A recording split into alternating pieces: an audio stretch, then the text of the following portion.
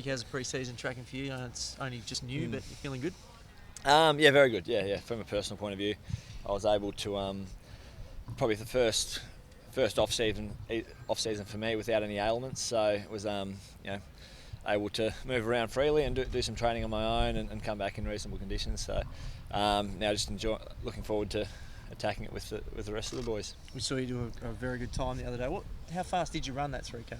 About exactly the same time as I've run it over the past 5 years. I'm always about the same. When I walk through the door, ever since then I've been within 5 or 6 seconds of that time. So I think when I walked in, that's all I had, and nothing much is changing. So at least I'm not going deteriorating too quickly. How are the new guys settling in? Yeah, super. I think it's good. They've got their induction this weekend, and their families over who are upstairs at the moment. So I know, reflecting on my first year here, it was a really exciting period of your life when you get drafted onto an AFL list, and a lot of the boys, the majority of the boys are interstate players. So to get their family over this weekend and spend some time, and it's good for the family as well, because their boys leave home at 18 or 19 in a lot of their cases, and our club's a great family club, and they'll leave this weekend with great confidence in what surrounds them. And what about Harley specifically? How's he fitting in? Harley Bellich? Yeah, Harley. Got you on a technicality there, didn't I? Both Harleys are going well. Now Harley Bernal, we know what he brings to the table. As a footballer, he's just a fantastic talent, and we're really excited to have him in Fremantle colours, and being a Perth boy as well. The smile on his face around the club is from ear to ear. So very exciting for the players, the club, and the fans. Michael, do you see some increased competition for spots in the midfield next season, and do you think there'll be a little bit more pressure on you with Harley coming in and some of the young mids stepping up another year? Yeah, I on a personal note, I never feel comfortable with my spot in the team at the start of any pre-season. So even guys like Connor Blakely, Ed Langdon, Lockie Weller, who had really exceptional years for first-year players last year, they'll come in and really put some acid on some players that have been around the senior team for some time. So as long as we're having these discussions and the competition for spots are really healthy, the club's in a really healthy position. Is this the best the midfield group's been since you've been here? So sort of those middle-aged guys have all matured now, along with yourself, and then you've got the young guys coming through.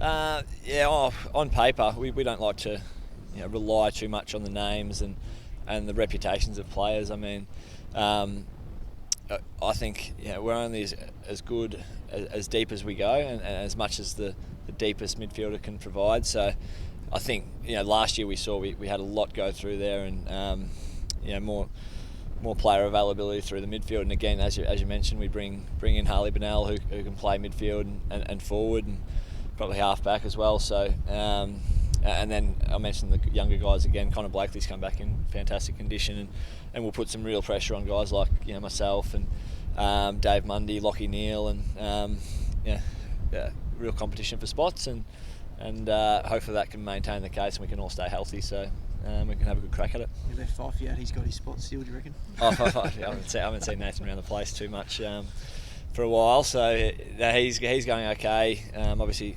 finished up last year with a bit of an injury, so until he's available, he's out of the team, isn't he? Yeah, certainly, and I think it's from Anthony's point of view, it's just we're just so stoked to see him around the place, because there's always been a lot of discussions about what could happen after all the injuries that he's been through and all the setbacks, and watching the Daniel Menzel story on the Fox Footy program there, and getting a little bit of an insight into he talks about mental toughness and mental fortitude, and we've lived it with Anthony, and we've bled with him as much as we can, but to know that he goes away from certain situations and has to carry that for on his own shoulders, it's just super to see him back, and I just wish him the best, and we'll be doing all we can to make sure he stays healthy, and he's just a fantastic person to be around, and football's really secondary to what Anthony offers to the people around this football club. We haven't really seen him do this much this early. throughout the year. He was held back from a lot of stuff, and it seems like he's going full tilt. Do you think this is sort of, he knows that he's having a real big crack at it this time and could be a last sort of chance? I've probably been asked the same question about Anthony the last few years around this time. So, and that probably shows the mental toughness and application to his profession he has. So, I won't be drawn into talking about last chances or that kind of stuff. He's just one of the 46 Fremantle Dockers that pushing their case to get better individually and collectively and take this club somewhere special. Early days, but have you been told what the schedule will be around training days, running, focuses? Will it be ball movement or other things? Pretty early. I think Ross is pretty good on keeping us on our toes, but we know our program is basically similar to the past 4 years since he's been here, in as much as we know when we're footy training and doing our weights and doing our meetings and our focuses will stay internal and we'll train them as we see fit and as Ross implements them for us. You've got some new faces in the footy department with Anthony Rock, Brent and David. Have you spent much time with those guys, and is there a reshuffle in your duty of care coach and who you're working with this summer? We've brought in, as you mentioned, some fresh faces. So Haley, David and Brent from Hawthorn, obviously, and I think 7 premierships between them. So the wealth of knowledge they bring, and from a high performing club as well,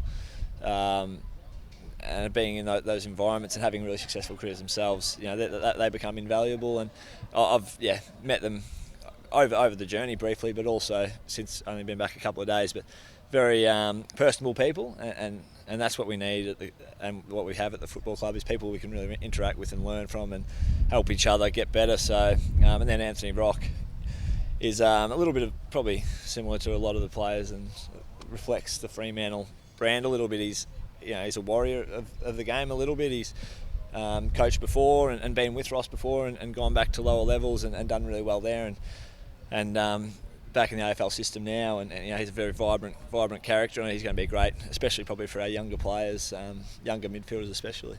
Mick, on a personal note, did it surprise you to see your name in the media during trade week?